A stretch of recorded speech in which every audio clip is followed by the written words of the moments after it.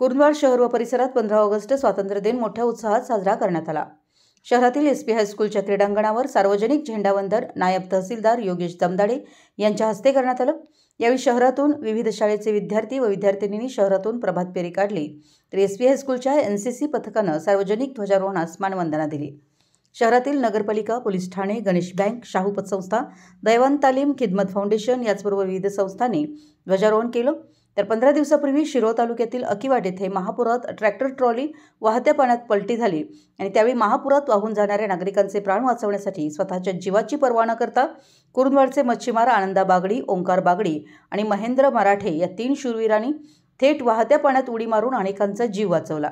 त्यामुळे या 3 शूरवीरांच्या हस्ते कुरुंदवाड अर्बन बँक, माऊली महिला संस्था आणि संग्राम दूध संस्थेच्या वतीनं 15 ऑगस्टचा ध्वजारोहण करून मानवंदना देण्यात आली। दरम्यान शहरातील विविध शाळेत ध्वजारोहण करून सर्व शाळेचे विद्यार्थी विद्यार्थिनींनी शहरातून प्रभात फेरी काढून वृक्षारोपण, स्त्रीभ्रूण हत्या असे संदेश देणारे फलक फेरीत लक्षवेधी होते। तसेच हर घर तिरंगा घर घर तिरंगाच्या माध्यमातून फेरीत प्रत्येकाच्या हातात तिरंगा फडकत होता। त्यामुळे संपूर्ण शहर तिरंगामय झालं होतं।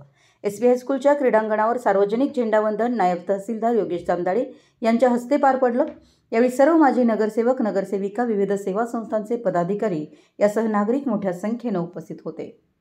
मराठी एस न्यूजसाठी कुरुंदवाडहून संदीप अडसूळ।